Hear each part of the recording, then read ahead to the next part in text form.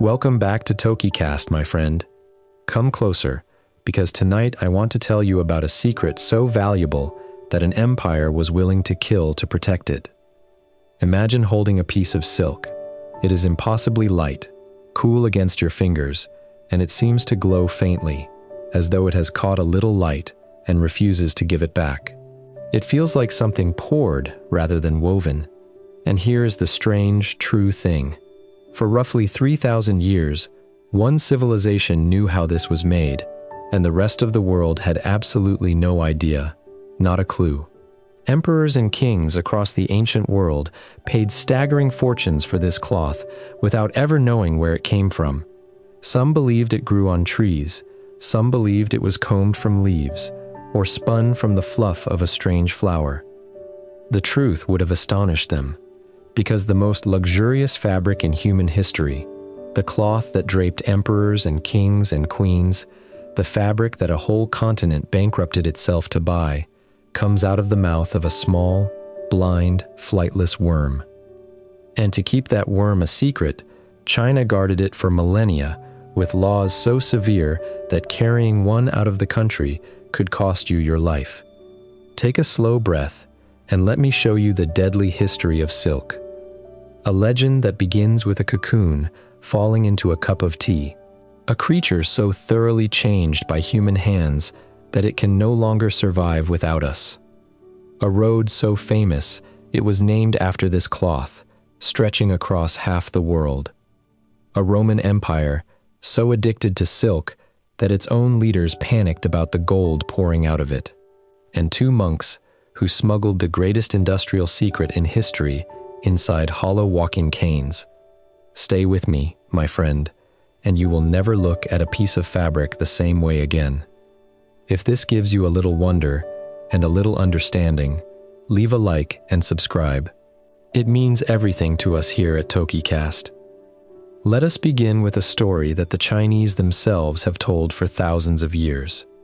It may be legend rather than history, but it is beautiful, and it holds a truth inside it.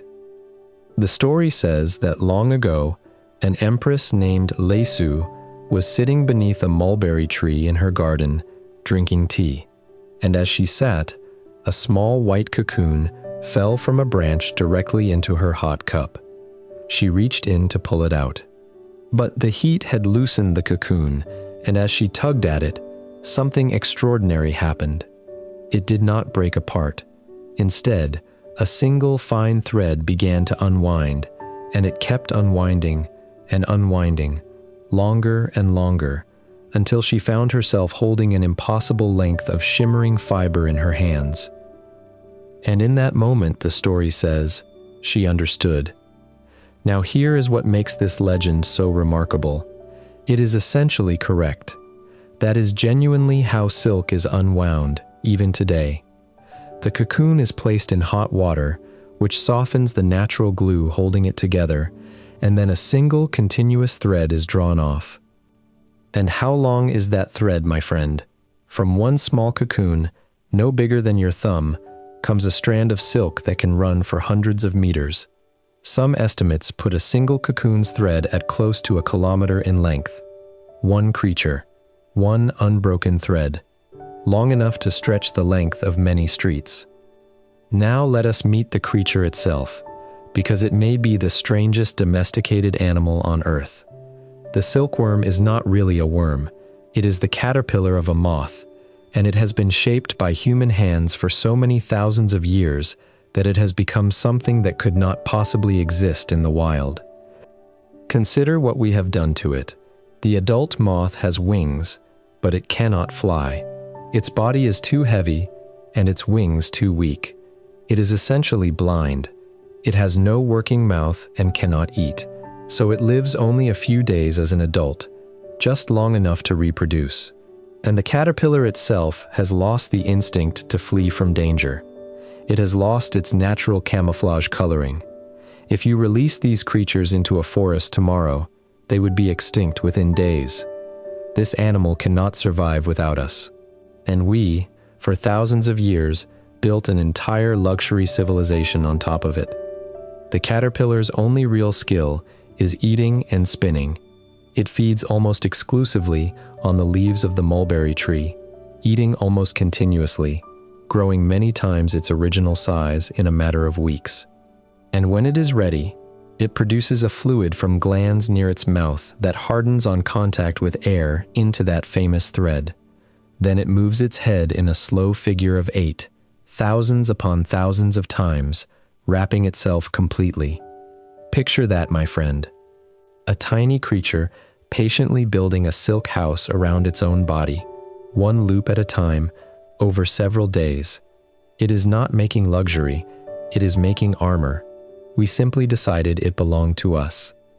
And now, let me give you a number that changes how you look at every silk garment you have ever seen. To produce a single pound of raw silk takes somewhere in the region of 2,000 to 3,000 cocoons. 2,000 to 3,000 individual creatures, each of which spent its short life eating mulberry leaves and then patiently spinning for days. A single silk dress can therefore represent many thousands of cocoons. An emperor's full ceremonial robes might represent tens of thousands. And the labor on the human side was just as relentless. Somebody had to grow and harvest the mulberry leaves, feed the caterpillars several times a day, including through the night, keep the temperature and humidity right, watch for disease that could wipe out an entire crop in days, then sort the cocoons, soften them, find the end of each individual thread, and reel several threads together into something strong enough to weave. This was work done overwhelmingly by women, across countless generations, in villages and households, largely unrecorded and unnamed. When we say silk was precious, we usually mean it was expensive. But it was precious first in the older sense. It cost an enormous amount of patient human life. And silk was not merely beautiful. In China, it became something close to a foundation of the state itself. Silk was used as a form of payment. There are records of officials and soldiers being paid in bolts of silk, and of silk being used to pay taxes and settle debts. It was portable, valuable, universally desired, and it did not rot quickly. In other words, it functioned very much like money. It also carried enormous meaning. For long periods, laws governed who was permitted to wear silk and in what colors and patterns, so that the cloth on your body announced your exact place in society. The emperor's robes were an entire language of thread, and silk did something else in China that almost nobody remembers today. Before paper became common, silk was used as a writing surface. Important texts, maps, and paintings were written and painted onto it, because it was light, strong, and took ink beautifully. Some of the oldest surviving documents from the ancient Chinese world were written on silk rather than bamboo strips, which were heavy and awkward. So for a time, this thread from a caterpillar carried not only the robes of emperors, but their words, their maps, and their art. Ideas themselves traveled on silk long before they traveled on paper. So this was not just a fabric. It was wealth, it was status, and it was power. Which is precisely why China protected the secret of its production with such ferocity. And this is the part that always astonishes people.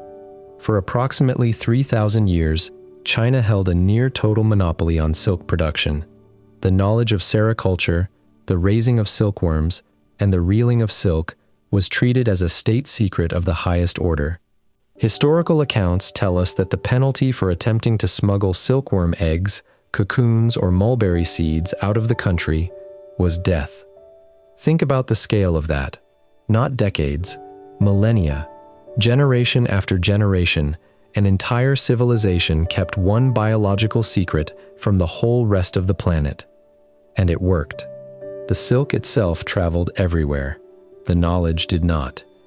That trade created one of the most famous networks in human history. Caravans carried silk westward across deserts and mountains, through Central Asia, passing hand to hand through countless middlemen, all the way to the Middle East and eventually to Europe. That web of routes came to be known as the Silk Road. But understand what the Silk Road really was. It was not a single road, and almost nobody traveled its full length. Goods moved in relays, each trader carrying them a portion of the way and selling them onward, each adding a margin. By the time a bolt of silk reached Rome, it had passed through many hands and crossed thousands of miles, and its price had multiplied enormously. And along those same routes traveled far more than cloth. Religions moved along it, technologies moved along it, languages, foods, art styles, ideas, and eventually diseases moved along it. One fabric, spun by a blind moth, opened one of the great arteries of human exchange. Now let us go to Rome, because Rome absolutely lost its head over silk. When silk arrived in the Roman world, it caused a sensation. It was cool in the heat, it draped like liquid, it took dye beautifully, and it was unlike anything they had ever touched. And crucially, nobody in Rome had the faintest idea what it was made of. Roman writers speculated wildly. A common belief was that silk grew on trees, that it was a kind of wool or down combed from leaves. They gave the distant, unknown people who produced it a name derived from their word for silk itself, and Romans wanted it desperately. Wealthy citizens paid extraordinary sums. Some ancient sources claim that at certain points, silk could be worth its weight in gold.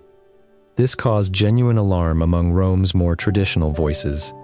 There were complaints that vast quantities of Roman gold and silver were flowing eastward every year and never returning, drained away for luxuries. There were moral objections too, with conservative writers grumbling that the fine, semi-transparent cloth was scandalously revealing. At times, attempts were made to restrict or ban men from wearing it. None of it worked, of course. It never does. When people want something badly enough, laws simply create smugglers. So for centuries the situation held. China made the silk, the world paid the price, and nobody outside China knew the secret. Until, at last, somebody stole it. The most famous account comes from the 6th century, in the Byzantine Empire, under the Emperor Justinian. His empire was paying enormous sums for silk that arrived through rival territories, and he wanted, desperately, to break that dependence. The story tells us that 2 monks came to the emperor and told him they had lived in the East, and that they knew the true secret of silk. It was not a plant, it was a worm, and they claimed they could bring that secret back. The eggs themselves were small and fragile, but according to the account, the monks concealed silkworm eggs, and possibly mulberry seeds, inside hollow bamboo canes, walking staffs of the kind a traveling monk would carry without arousing the slightest suspicion. And so, the story goes, the greatest industrial secret in history was carried across a continent inside 2 walking sticks. Whether every detail is accurate, we cannot be certain, but we do know that around this period, silk production began in the Byzantine world, and the monopoly that had lasted thousands of years was broken at last. There is another lovely account, too, from further east, of a princess sent to marry a foreign king who hid silkworm eggs and mulberry seeds in her elaborate headdress, knowing that no guard would dare search the head covering of a royal bride. Whether by monks, or by a princess, or by 100 quiet acts of smuggling we will never know about, the secret escaped, and once it was out, it could never be recalled. Silk production spread across the world. And there is one more chapter, much later, that shows just how fragile this whole enterprise always was. In the 19th century, silk production in Europe was struck by catastrophe. A disease began sweeping through the silkworm populations, killing them on a devastating scale. Whole regions that depended entirely on silk for their livelihood watched their industry collapse. Families who had raised silkworms for generations were ruined. The situation became so severe that the French government turned to one of the great scientists of the age, Louis Pasteur, and asked him to save the industry. Pasteur, who knew almost nothing about silkworms when he began, spent years studying the problem. He eventually identified the diseases involved and, crucially, worked out a practical method for testing and selecting healthy eggs so that infected stock could be eliminated before it spread. His work rescued the industry, but there is a deeper significance to it. The lessons he drew from studying disease in these tiny creatures fed directly into his wider understanding of how microscopic organisms cause illness, ideas that would go on to transform medicine for human beings. Think about that chain, my friend. A blind moth, domesticated thousands of years ago in ancient China, indirectly helped push forward our understanding of disease itself. And silk did far more than clothe the wealthy. Its strength for its weight made it extraordinarily useful. It has been used for surgical stitches. It was once used in early bulletproof vest experiments. For a long period, parachutes were made from it, and during wartime shortages, when silk became scarce and precious, there are stories of people making clothing from old parachute fabric. Silk found its way into medicine, into engineering, into the sky. So let us look back at the shimmering road we have walked together. We began with a cloth so fine that ancient empires believed it grew on trees. We sat with an empress under a mulberry tree and watched a single thread unwind from a cocoon in her tea. We met a blind, flightless creature that we reshaped so completely it can no longer live without us. We watched an empire pay its soldiers in cloth and guard its secret with the threat of death for 3,000 years. We followed caravans along a road named after this fabric, carrying not just silk, but religions and inventions and ideas. We stood in Rome as gold poured east and old men complained, and we watched a monopoly that had lasted millennia end quietly, hidden inside two hollow walking canes. And here is the quiet part, the part that is really about you. There is something worth noticing in this story, and it is not really about fabric. For thousands of years, the most powerful civilization on Earth held a secret, and it seemed unbreakable. Generations of guards, generations of laws, the harshest penalties imaginable. And in the end, it left the country inside two sticks, carried by two old men walking slowly along a road. Knowledge, my friend, is almost impossible to imprison. It leaks, it travels, it slips through in cracks nobody was watching. Every empire in history has tried to hold on to some secret forever, and every single one has eventually failed, because knowledge is not a thing. It is a pattern, and patterns move. And I find that genuinely hopeful. It means that understanding, once it exists anywhere, tends eventually to belong to everyone. The silk that once only an emperor could wear now sits in ordinary shops. The knowledge that was worth a person's life is now written plainly in books that any child can read. Whatever is being guarded today, whatever seems locked away from ordinary people, remember the two monks and their walking canes. Nothing stays secret forever, and in the long run, the world tends to inherit what it was once forbidden to know. Now tell me, which part surprised you the most? That silk comes from a blind moth that cannot fly, that Romans thought it grew on trees, or that a 3,000-year secret escaped inside two hollow sticks? Write it in the comments below. I truly love hearing which part stayed with you. And before you go, a small riddle for our next story. Picture a man who discovered something so simple, so obvious, and so powerful that it could have saved millions of lives. He begged his colleagues to do one small thing before touching a patient. They mocked him for it. They ruined him for it. He died disgraced, and only long after his death did the world realize he had been right all along. What did he discover? Come back soon, and we will find out together. Until then, take care of yourself, my friend. This has been TokiCast, where the small things quietly change the world. I'll see you soon.